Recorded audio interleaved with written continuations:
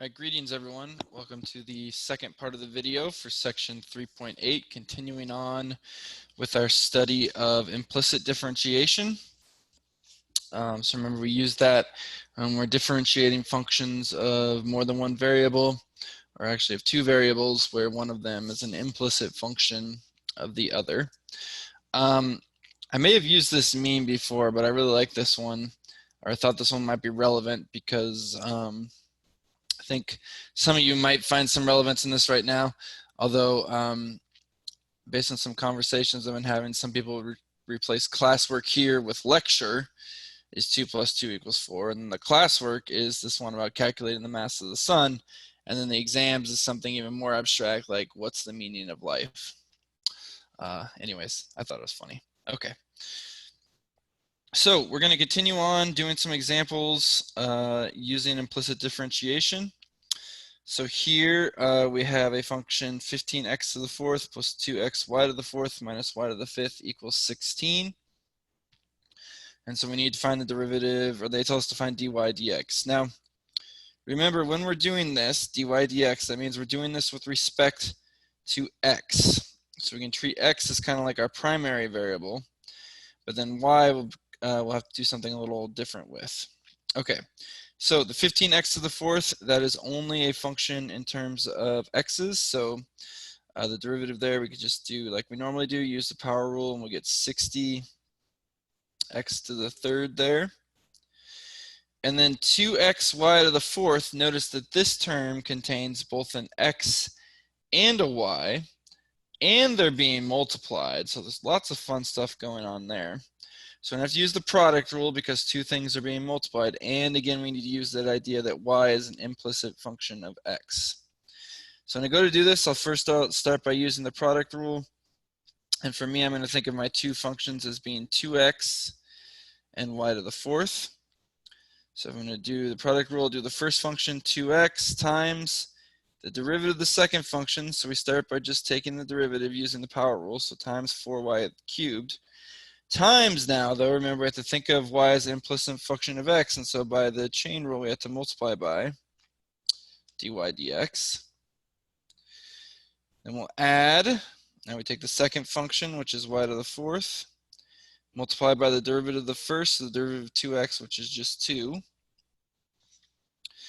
then for the final function, the minus y to the fifth, we could start that one by just taking the derivative using the power rule, so minus 5y to the fourth, but then, again, because this only has a y, we have to multiply by the dy dx. And then very important step, remember we have to also take the derivative of the other side of the function. So notice there's just a constant, 16 there, so we take the derivative, that is 0. So we've got this fun mess here. So I'm going to go through and simplify it a little bit. So the first term will stay as 60x to the third plus 8xy dy dx plus 2y to the fourth, and then we have minus 5y to the fourth dy dx equals 0. Okay, and remember we're trying to find dy dx here. So we need to isolate that, which means we need to solve for it. Notice there's two terms with dy dx's here, and then two that do not have dy dx's, these two. So the two that don't will move over to the right-hand side of the equation, and the other two will leave on the left-hand side. So, sorry, I'm going to erase some stuff here. When we do that, I believe what we will have is, so we have the 8, not that, 8 xy cubed dy dx minus 5y to the fourth dy dx. Okay, and then that will equal, we move the other ones to the other side, so minus 60x cubed, And then the other one was 2y to the fourth, right? Yep, so minus 2y to the fourth. Okay, so it looks like this. Notice on the left-hand side, again, both of these terms have a dy dx, so we can factor that out. So we'll have dy dx times, factor out the first term, we're left with just an 8, that should be an x.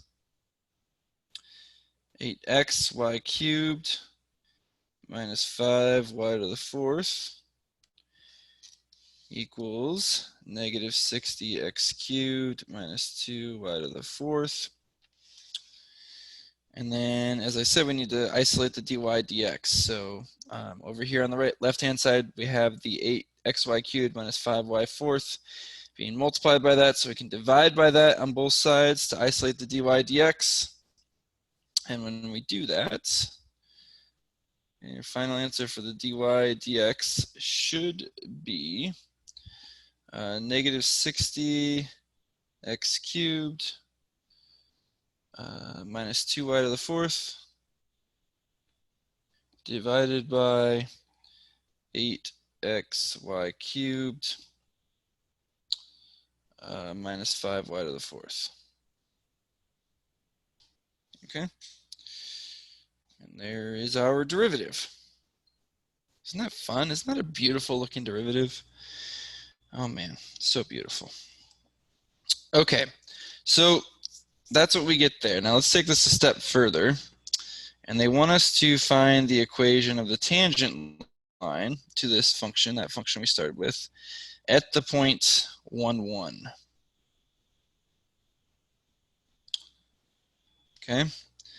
Now, first things first is you can check that if you plug in 1 for x and y into this function here, it will equal 16. So that is, in fact, a point on this function.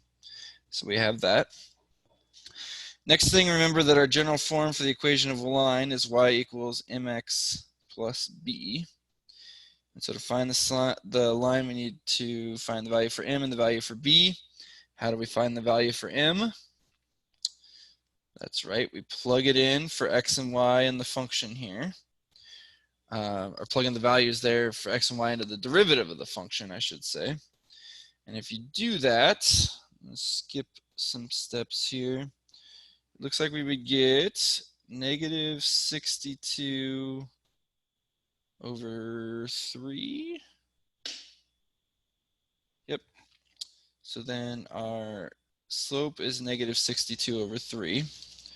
So we can plug that in for m over here. 62 over 3. And then we have to find the value for b. In order to do that, we use the other point we have, or the point we have, so the 1, 1. Plug those in. Solve for b. And if we do that, looks like we would get 65 over 3. So then our equation of our line, if I write it up here then, is going to be y equals negative 62 over 3 x plus 65 over 3.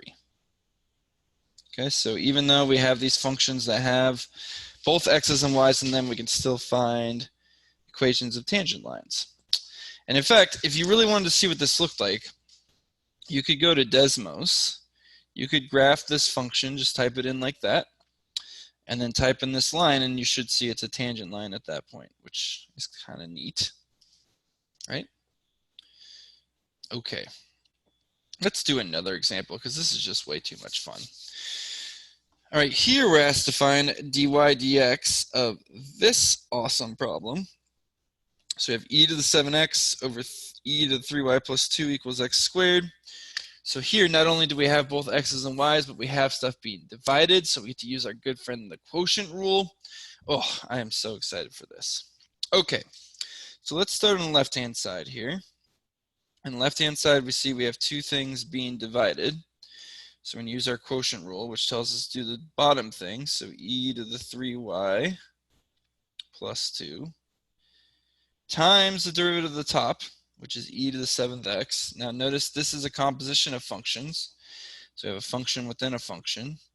So you have to use the chain rule there. So that would be e to the 7x times the derivative of the thing in the exponent, which is 7. And then we subtract. Now we do the top, which is e to the 7x times the derivative of the bottom. And in the bottom, oh man, this just continues to be fun. Notice that we have an e to the 3y plus 2, so we have to take the derivative of each term individually. For e to the 3y, we have to use the chain rule because we have a function within a function. So that's going to give us e to the 3y times the derivative of the exponent, which would be 3. But then we have to multiply by dy dx. Okay. And then we take the derivative of the 2. Well, that's just 0 because it's a constant. So we have that. So on the top there, we have e to the 7x, or in that second term on the top, we have e to the 7x times e to the 3y times 3 times dy dx. Okay, and then we divide that by the bottom, which is e to the 3y plus 2, that whole thing squared, because remember the low d high minus high low, square the bottom, and there you go. Then we also take the derivative of the other side. Okay, don't forget, we have to do that. It's the derivative of x squared, which is 2x. Oh man, look at this beautiful thing we have here. Lots of fun stuff going on here. Okay, so what are we going to do now?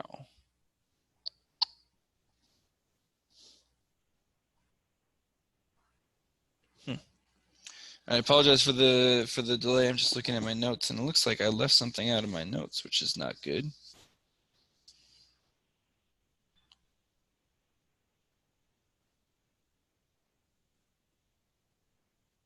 Interesting. Okay.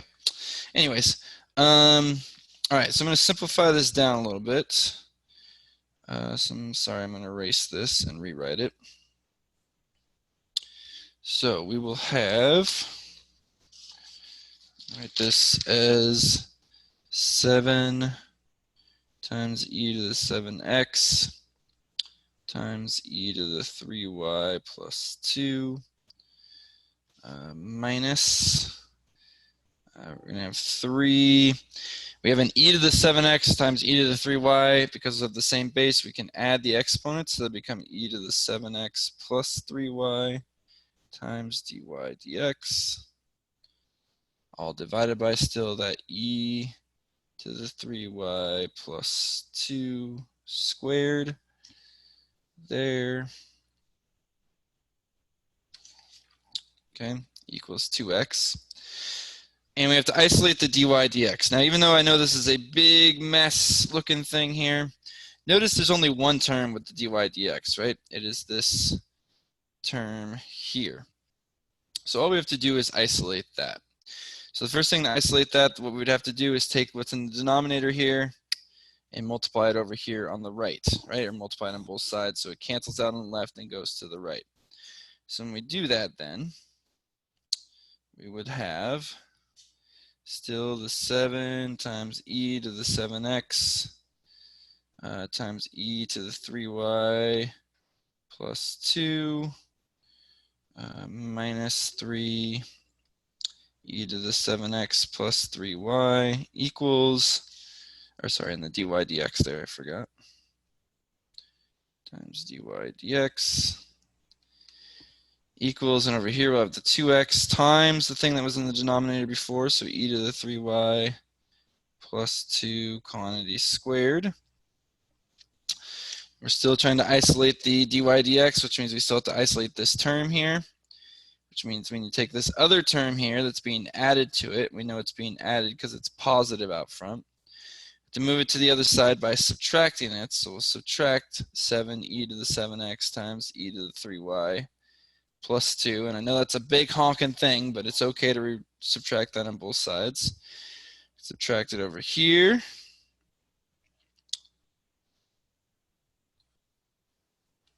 Okay, and so these will cancel. And if I rewrite this again, we now have negative 3e to the 7x plus 3y times dy dx equals, and then all that fun stuff we had before, so 2x times e to the 3y plus 2 squared minus 7e to the 7x times e to the 3y plus 2. And then now we just have this thing over here being multiplied by the dy dx, so we can divide that, e to the 7x plus 3y, and divide it over there on the right as well, and divide the whole thing by that, not just the first term, but the whole thing by e to the 7x plus 3y. These over here cancel, and then we now have the dy dx equals this fun looking thing. Oh man, this is just too much fun, right? Too much fun. Okay, and that's it for that. All right, there are 2 more problems on here, but those are for you guys to do in your classwork. You should see that online already. So have fun with that, and please reach out with questions. Thanks for watching.